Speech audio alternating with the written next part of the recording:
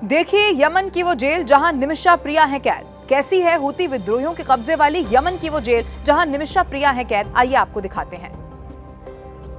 Business partner की हत्या के आरोप में भारतीय नर्स निमिषा प्रिया की फांसी की सजा फिलहाल के लिए टल गई है, लेकिन वो साल 2017 से ही यमनी जेल में बंद है। आज हम आपको लेकर चलेंगे उस जेल के अंदर जहां निमिषा प्रिया बंद है। निमिषा प्रिया को उनके बिजनेस पार्टनर की हत्या के आरोप में मौत की सजा सुनाई गई थी, लेकिन भारत सरकार और धार्मिक संगठनों के प्रयासों से फिलहाल ये सजा टल गई है। पर सवाल ये है कि क्या वो अब सुरक्षित है? इस सवाल का जवाब जानने के लिए हमें देखना होगा उस जेल के हालात को जिसे दुनिया की सबसे खतरनाक जेलों में गिना जाता है, जिस जेल में बोलने, हंसने और रोने तक की इजाजत नहीं होती है।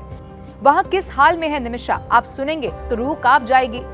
अब बात करते हैं उस जेल की जहां निमिषा बंद है। वो राजधानी सना की सेंट्रल जेल में रखी गई है, जो कि हूती विद्रोहियों के कब्जे में आता है, यानी कि आधिकारिक सरकार या कोई दखल यहां पर नहीं दे सकता। हूती विद्रोही ही तय करेंगे कि कैदी किस स्थिति में रखे जाएं। किसी समय पर आतंकियों या देशद्रोहियों के आरक्षित जेल में अब कई श्रेणी के कैदी रखे जाते हैं, जिनमें चोर, डकैत से लेकर हत्या या दूसरे बड़े अपराध करने वाले भी शामिल हैं। जेल की सेल जेलें भयानक रूप से गंदे, ओवरक्राउडेड हैं। सुरक्षा, चिकित्सा सुविधाएं, भोजन, बिजली लगभग ना के बराबर। हालांकि यहाँ कई जेलों में संयुक्त रूप से मां और बेटियां भी कैद रहती हैं। एक महिला के साथ उसके 2 बच्चों को 8 साल तक जेल में रखा गया।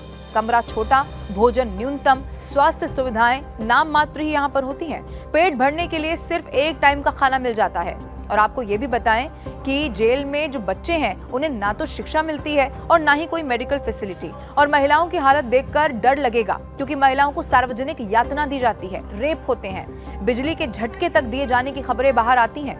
ये आंकड़े अब आप देखिए और समझिए कैसी है हूती विद्रोहियों की ये जेल।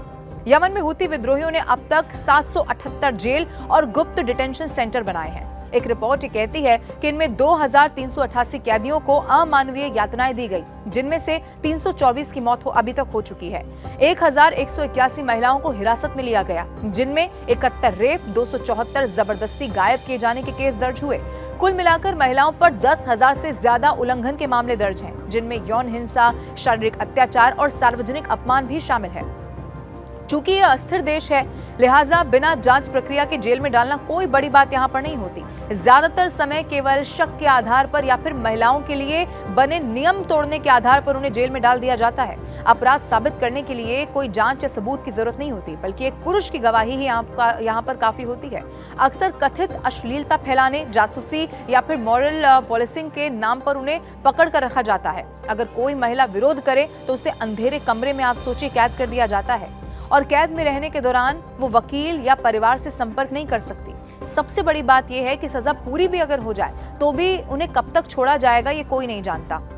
लेकिन ये तो तय है कि तब तक उन्हें नहीं छोड़ा जाता जब तक कि पुरुष अभिभावक लेने ना आ जाए। पुरुष अभिभावक का आना रेयर है। यमन चूंकि महिला विरोधी रवैये के लिए जाना जाता रहा है, इसीलिए आमतौर पर जेल जाने वाली महिलाओं को परिवार दोबारा अपनाता नहीं है। यानी कि महिलाएं रिहाई के आदेश के बाद भी जेल में जिंदगी काट देती हैं और यहाँ से उनकी लाश ही सिर्फ बाहर निकलती है।